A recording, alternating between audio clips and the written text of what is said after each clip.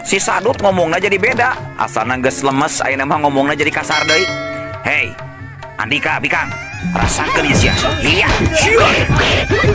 Si Sadut langsung nyebrut narajang, nyabetkeun bedogna ka eta si Wanoja. Iu, kuila. Yuk. Gerakan si Sadut nalika nyabetkeun bedogna memang lumayan cepet.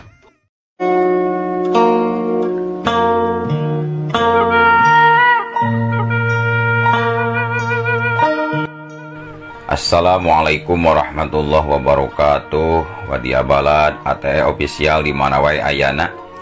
Alhamdulillah wa syukru ala ni'amillah. Urang sadayana tiasa patepang deui dina acara anu matuh kamemet urang sadayana, nyatana dina pagelaran dongeng Sunda jejer carita Si Getih. Ayeuna kantun bagian anu ka 20 genapna. Teu karawasnya. Ieu dongeng Si Getih teh para mitra sadayana karangan Kang Rudiansah ti Palihan Garut. Atuh sumangga kanu teu acan subscribe geura subscribe heula, ngarah langkung pogot sareng semangat kasih Mamang anu nyedak ieu dongengna. Di like, di komennya ngarah dibacaan ku Mamang. Sok resep Mamang mah yeuh macaan komen teh. Langkung saena upami di share nya, di share eta disebarkeun anu saseueur-seueurna. Ngarah langkung deui seueur jalmi-jalmi anu ngiri ngabandungan ieu dongeng Si Getih. Atuh ku kitu ku kieuna ngarah teu nyangklong teuing kana waktos sumangga urang lajengkeun deui ieu dongeng Sunda Si Getih bagian anu ka-20 genepna.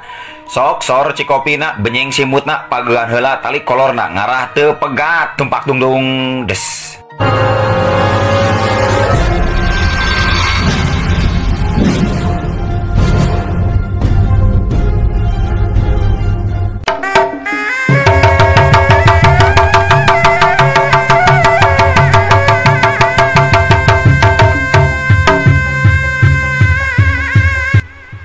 Si Madun ilang kasabaranana, langsung luncat maju narajang ka Sekarwati. Bari nyabetkeun bedogna ngarah kana beuheungna Sekarwati. Yak siu. Tapi Sekarwati sasatna memang lain jawara wanita atah-atah. Manehna estuning masagi ku pangarti jeung bisa ngukur kana tahapan ajen pangarti lawanna. Sabab barang jeung bedogna Si Madun anu tembo ngagurilap rek nyabet kana beuheungna. Harita Sekarwati rikat gancang ngadang heungakeun badana, ngadang heunga ka tukang. Harita congo bedog musuh nampeu hareupeun badana Sekarwati. Nalika congo bedog aya di salampengan dada Sekarwati, sakilat pisan set gak seseukeut bedog musuh nyaho-nyaho beunang dicapit kudua ramo leungeunna Sekarwati anu katuhu. Lepaskeun sia kenan, lepaskeun Si Madun tembong manehanana kotka ti bebergeng kaluar kesang leutik kesang badag renung dina tarangna. Mangsa hayang ngalesotkeun bedog anu dicapit ku ramo leungeun katuhuna Sekarwati. Tapi geus bebergeg sakumaha luar biasa na oge tetep teu bisa ngalepaskeun bedogna. Ngaron beuki pageuh wae anu aya. Hah, ongko jawara cenah anjeun teh Majun. Tapi teu bisa kitu-kitu acan geuningan. Rasakeun tah. Iya, cat. Ceuk Sekarwati bari seuri leutik tuluy ngejetkeun leungeunna, meusan ngejetkeunna teh. Tapi kajadian saterusna memang mata kaget. Sabab awak Si Madun jol ngajengkang ka tukang rada jauh. Batur-baturna nepi ka nyingrai ka sisi sabab sieun katinggang ku awakna Si Madun. Set nyet cek jengkang koleang kedebut dado. Duh seul bujur aing ye tunggir teunang kana taneuh deas. Si Madun ngagarero kaget jeung nyeri. Kabantingkeun ku tanagana sorangan ongkoh dikajatkeun ku Sekarwati anu balukarna ngajengkang ka tukang nepi ka rubuh ngabebengkang maring lemah. Aduh, edan sia dasar pikang tegablek ka cedok sia para bujurita elo aing nyeri bujur. Ceuk Si Madun gancang bari cengkat deui tina rubuhna. Set harita si Madun ngawangun deui pasangan jeung kuda-kudana siap mindo maju narajang deui ka Sekarwati. Manehanana ngulang-ngulangkeun deui perah bedogna ngan tapi nalika matana nempo kana seseukeut bedog manehana kaget kacida sabab manehana karak sadar bedog anu keur dicekal ku manehanana teh ngan ukur tinggal perahna wungkul. Sedengkeun ari bedog seseukeut nama harita teh masih keneh nyangsang dina ramo leungeunna Sekarwati anu keur nyengsrikeun ka manehanana. Aya jawara model kieu nya ngerakeun pisan cuy teuing ceuk Sekarwati bari ngalungkeun bedog si Madun anu geus eueuh perahan. Setan nyengsrikeun sia ka aing bikang sia aka geura tindak eta mangkluk teh aka ieu jurig bikangna teh ka euy tuman teuing manehana geus ngahina ka Madun aka sok kado ieu Madun tulungan aka ceuk si Madun nyarita ditujukeun ka si Cakawara bari kekerot nahan amarah sabab asa diledek jeung dihina ku Sekarwati. Tenang Madun, tenang. Tung kepancing teuing amarah ku eta wanoja mah deuleu. Mending hayo ayeuna mah cuang raponan we ku sararea eta wanoja sinting teh euy. Hayo urang maju barengan. Urang can kalaku urang bawa ka tempat urang sakabeh pikeun dijadikeun bahan pesta arak peuting ayeuna euy. Serta sina ditaranjangan ku pamimpin urang sararea nyaeta ku Ki Gajah Simananggala. Sekarwati ngadengi ngaran Singa Manggala disebut-sebut harita rada kerung. Hei kunaon Sekarwati? Andika kerang kerung seperti gitu? Andika kaget euy. Kaget ngadengi ngaran guru jeung pamimpin dewek. Memang bener Sekarwati harita paromanana robah jadi gemuk kaget waktu ngadengi ngaran Gajah Simananggala disabit-sabit ku si Cakawara. Harita Sekarwati ngagerentos dina jero hatena. Tetela jalma anu ngaran Simananggala teh masih kene aya di kieuna geuningan. Kayak kieu mah kudu Eyang Tirta Jagat anu ngalawanana. Eyang Tirta Jagat bagianana anu langsung kudu turun tangan pikeun ngamusnahkeun Gajah Simanggala. Kitu oge lamun memang bener eta jalmana si Gajah Singa Manggala teh lain sakadar aku-akuan wungkul. Ceuk Sekarwati bari ngahulang jentul di tempatna. Hei kunaon Sekarwati? Bet ngahulang kitu sia. Sieun adika ngadengi ngaran pimpinan dewek disebut-sebut ku dewek ha? Sieun adika. Si Cakawara ngomong deui sabab Sekarwati ngadon ngahulang tempes-empes. Hah? Ulah loba ngomong anjeun Cakawara. Angguran mah gancang deuleu. Ka dieu geura maju sakabehana. Maju barengan sia teh. Ku aing dimusnahkeun sia. Karaman-karaman gerombolan-gerombolan banyak ireng teh. Sabab teu nyambung deui. Ngaran pamimpin gerombolan deui. Ari ngaran gerombolan banyak ireng, ari ngaran pimpinan bat gajah. Ngalindur buah sia. Hayo maju barengan. Montong ngacapruk ka mana daek deuleu Ulah ngacapruk ngomong teh Sekarwati. Kawas nu heueuh we boga kamampuan bakal bisa ngancurkeun komplotan kaula deuleu. Komo deui ieu lamun aya niat hayang ngelehkeun pimpinan dewek sakabeh bae. Moal aya gegedug dewek mangrupakeun jago kolot anu geus ka celuk kalur-alun kawentar ka mana-mana deuleu. Pugu jauh taneuh ka langit euy. Jauh pisan Sekarwati. Jeung cantang tuh adika oge bakal bisa ngelehkeun kula tujuan deuleu. Kuring mah henteu ngacapruk Cakawara. Kuring memang kudu bisa ngamusnahkeun gerombolan anjeun. Lamun henteu kabeh pasti bakal terus ngabahayakeun pikeun rakyat leutik. Jeung ulah waka jumawa ari ngomong andika Cakawara. Sabab kuring mah dengar sasieun teu saber ku gegedug anjeun deuleu. Sok geura maraju kabeh ayeuna mah. Hayo geura maraju. Ulangan ukur loba ngomong wungkul sia. Lamun nya aranjeun jago. Hayo ulah cadut celabak-celabuk sia. Catur tanpa bukur, nyarita tanpa nyata sia. Maraju sia. Setan alas mungkin mas sia. Hei, geura parasat bedogna euy. Masak kabeh euy. Harita si Cakawara nitah ke anak buahna mesat sakabeh bedogna. Ngan tapi si Madun mah lemor, da sabab pakarangna geus coplok tina perahna. Ayo euy, urang raponan ieu mangkluk teh ku tujuan euy, urang cacak urang siksik diwalang-walang euy. Cuang cakalak bawa ka podumukan urang. Ayo. Gede hate ieu bikang euy. Wani ngahampas ka geduk urang. Ayo, serang. Siap, Bang.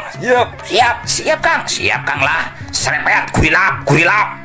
Si Cakawara jeung 5 urang baturna terus mesat bedogna sewang-sewangan. Tur iwal ti si Madun wungkul anu henteu ngagunakeun deui bedog teh. Puguh geus teu bogaeun bedog manehna mah. Alatan coplok tinggal perahna wungkul mangsa dicapit ku leungeunna Sakarwati.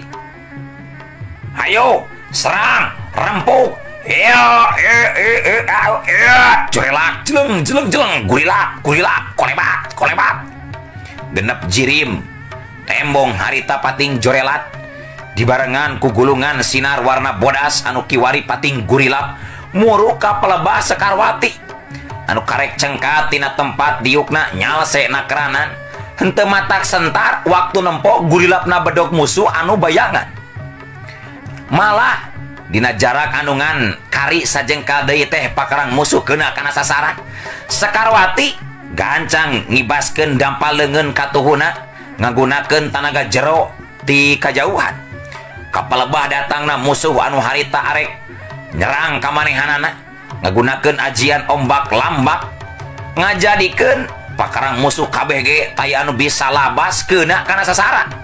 Kahalangan ku hiji kekuatan anu teu bisa katempo ku marehanana sakabeh. Gerakanana kabeh kandeng katahan ku ajian ombak lambakna Sakarwati. Hiat cia harita si Cakawara ngajorowok, oi pusirkeun tanaga jero sakabehna euy, pusirkeun kabeh ge puguh taya anu teu bebergeg mangsana keur tanaga luar jeung jerona hayang bisa ngabuyarkeun eta kekuatan, hayang bisa ngeunakeun pakarangna masing-masing kana badan musuhna anu harita tetep cicing di tempatna. Maruk anu harita jempe wae lantaran soak tur cicing teh di jero warung katingali nyerengeh seuri harita mah tuluy ngomong ka Sakarwati, aduh Nyimas meni hebring salirama ilmu teh Nyimas, mamah kakarak namanya ayeuna Nyimas ningaluan oja anu hebat sapertos Nyimas mah ceuk Maruk. Sakarwati gancang nembalan, ilmu mah taya nu hebat mak, sadayana pasti bakal aya apesna sareng emak oge ayeuna kumaha tina naon emak. Ya syukur oe Nyimas, mamah teu kunaon Nyimas. Mung mama tadi teh ngaraos soak sareng hariwang Nyimas sok sieun ku maha onam nanging tetela Nyimas tiasa ngungkulan kagarangan eta 7 jalma jahat teh Nyimas anu meh unggal minggu datang wae ka warung emak minta upeti pagah teh jeung keamanan ieu lembur cenah Nyimas bari sabalikna ngadeunyeun kakacauan jeung meres rahaya leutik di unggal lembur Nyimas. Muhun mak, tapi tenang we mak, maranehna ayeuna nuju diwarah ye ku abi tinggal gerak kumaha maranehanana bakal terus sepeun tanaga kasedot ku kekuatan abdi anu teu katempo.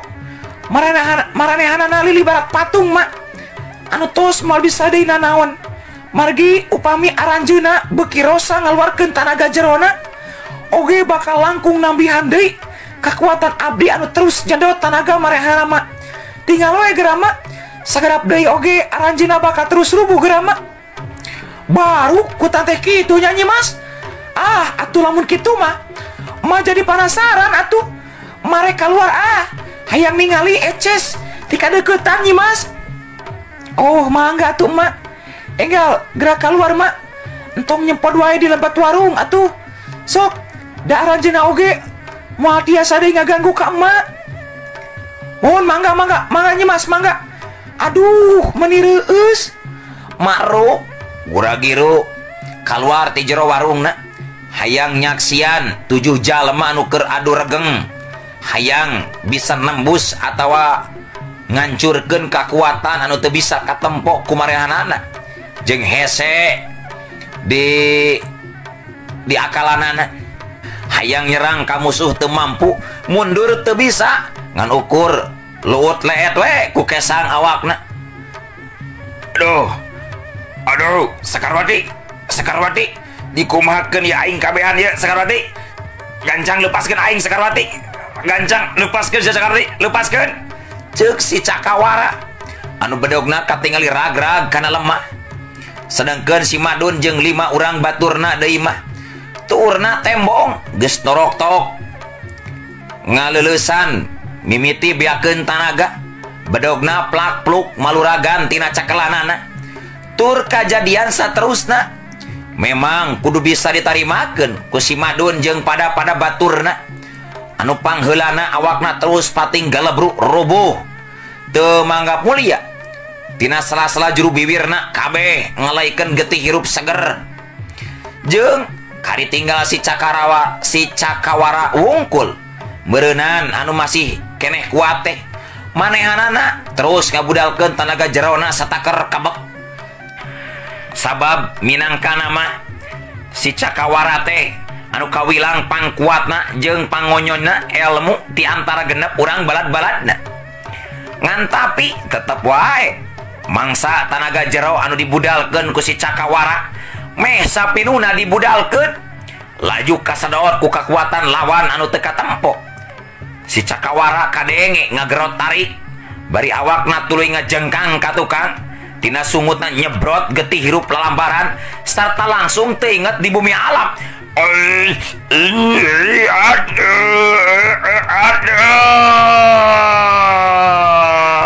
Gendepan harita kadenge pating hargung nahan kanyeri bari kabeh can waka bari sudang deui tina ngagolerna sabab sukuna masing-masing masih keneh leuleus jaba awakna nyeri satulang sandi akibat tina nyandangan tatu di jero anu cukup parna.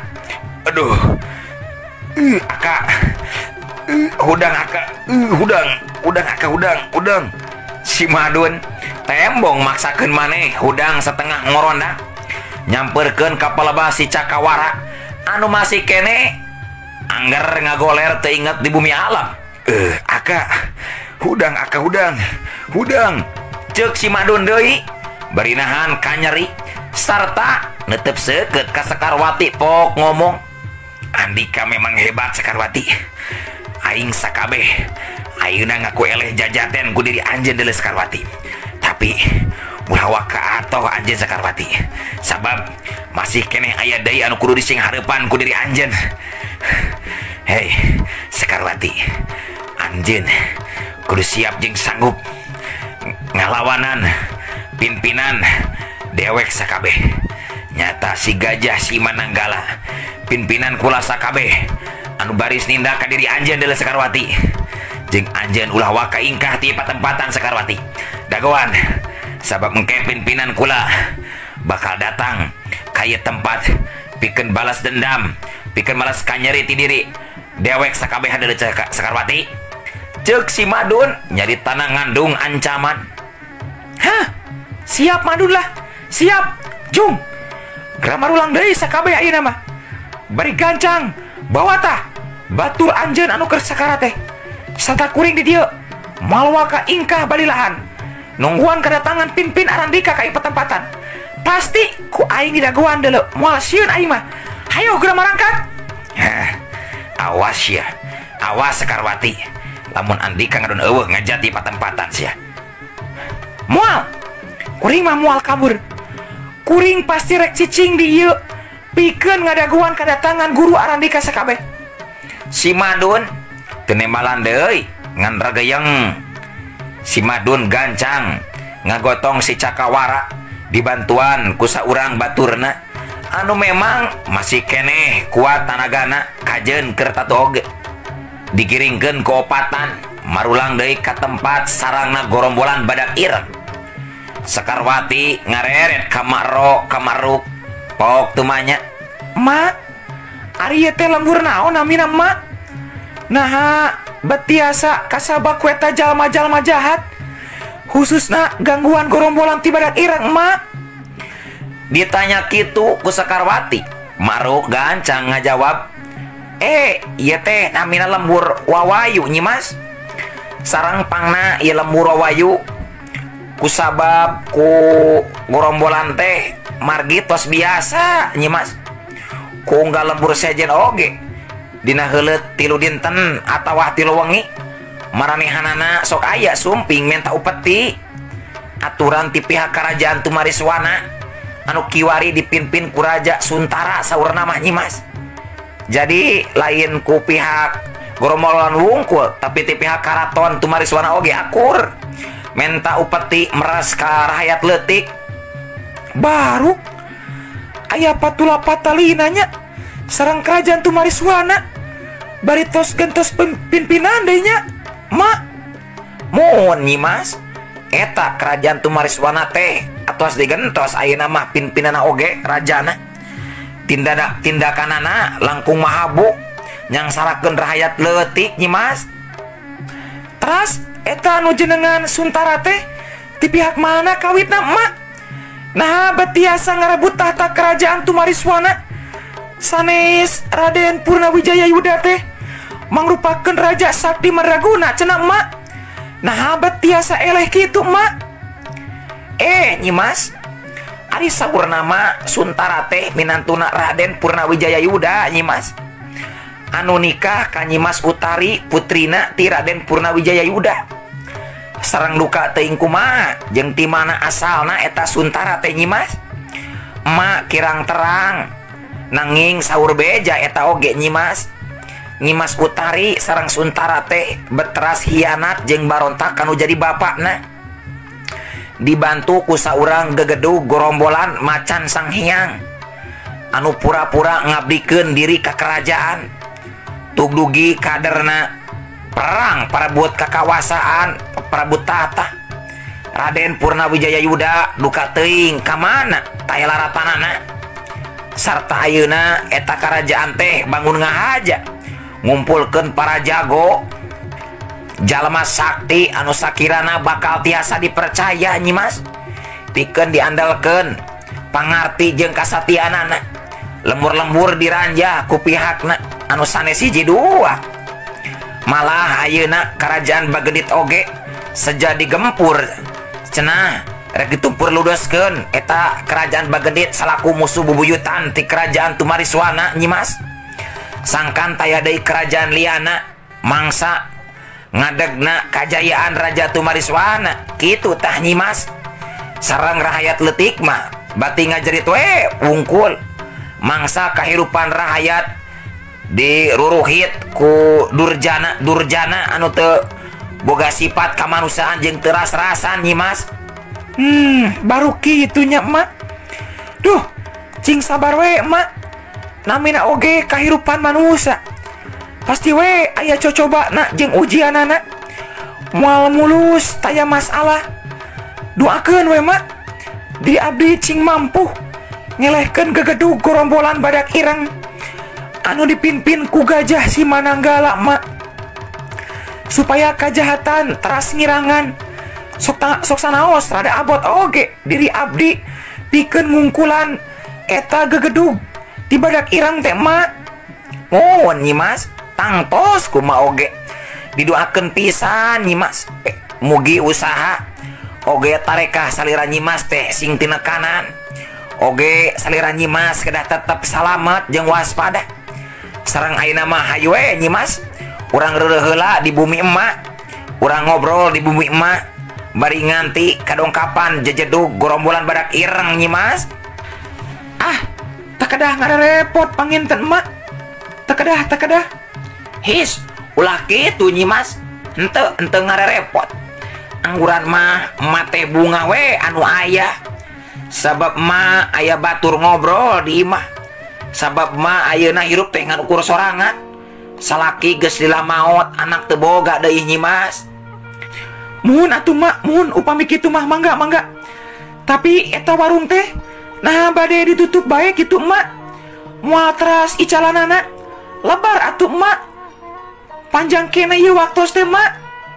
Moal Nyimas moal rek ditutup we. Dan naon sepi kieu mah icarana oge Nyimas. Enjing dewe sugan haneuteun ari enjing mah. Mangga Nyimas urang mangkat ka bumi emak. Kitu lalampahana Sekarwati harita anu kapaksa kudu nyang hareupan deui masalah. Mangsa tugas kudu numpes kajahatan khususna ti Karaman badak ireng.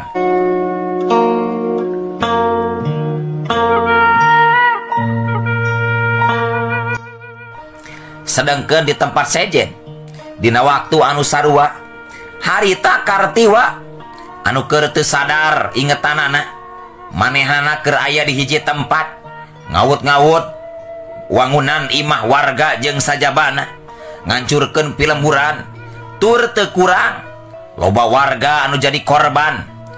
Harita korban barirak beruriak paburisan sabab kabeh pada sieun ningali amukan Kartiwa anu ngawut-ngawut bangunan-bangunan imah. Harita cing jorowok pangeusi pilemburan, tolong anu ngamuk tolong ieu nyeri aduh katincak teh si kanyot aduh nyeri aduh tolong. Ceuk warga sejena anu aya salamat aya nu cilaka.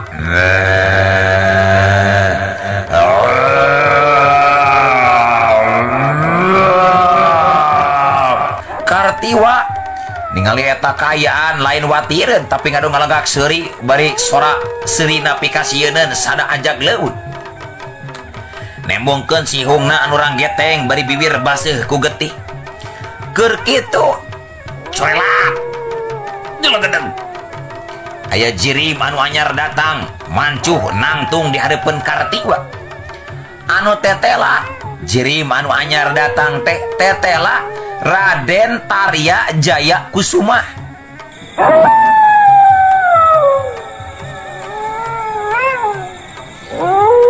Raden Tarya Jaya Kusuma geus macu nangtung di dekeun tempat Kartiwa anu keur ngumbar kasukana bari bibir lamokot ku getih.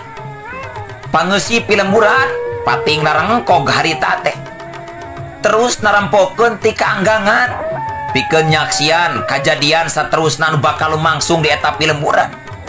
Harita pangeusi pilemburan pating kecewis ngobrol pada baturna. Hei, tempo-tempo asa kenal aing mah itu teh jiga raja di kerajaan Bageditnya. Heeh, jiga raja euy. Jiga raja itu masuk sanajan nyamar tapi aing mah da teu ka tipu jeung teu kasamarkeun panenjo euy. Jiga raja itu mah raja Bagedit. Heeh, aing ge awahu asa teh. Heeh, Kang aing ge wawu. Kitu pating harewos pangeusi pilemburan pada baturna. Kartiwa tembong harita panona ngaburileng kanu anyar datang pok ngomong sorana semu ngagerem.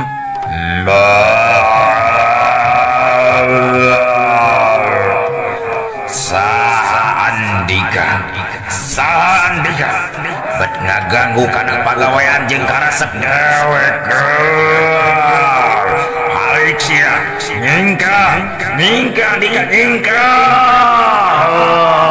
Ceuk Kartiwa ngusir ka Raden Tarya Jaya Kusuma anu macuh nangtung hareupeun Kartiwa. Sedengkeun Raden Tarya Jaya Kusuma tetep tenang dina sikepna terus ngawalon. Anjeun tayahak pikeun musir kula. Hei siluman ajag bodas. Oge anjeun gancang gerak keluar tina eta raga manusia deuleu. Ulah ngamanfaatkeun kayaan alam manusia nahabat diruksak ku diri Andika. Hei siluman ajak bodas gerak keluar.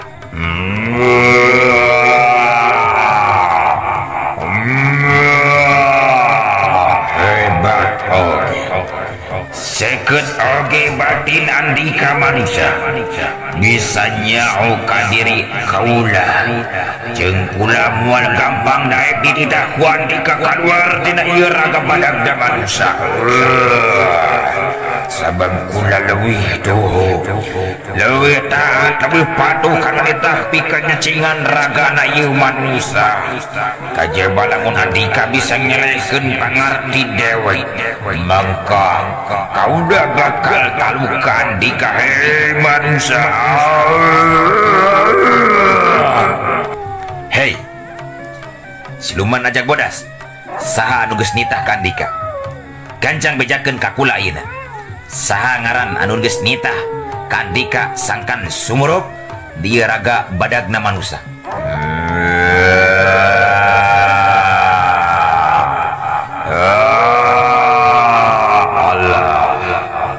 Bating katanya Andika manusia. Tada ieu palarajang ti kula manusia. Tapi nalika keur kitu ngadadak waktosna ka Bujang Seep wadia balatkeun atunya. Insyaallah enjing pageto urang lajengkeun deui. Hayu ah.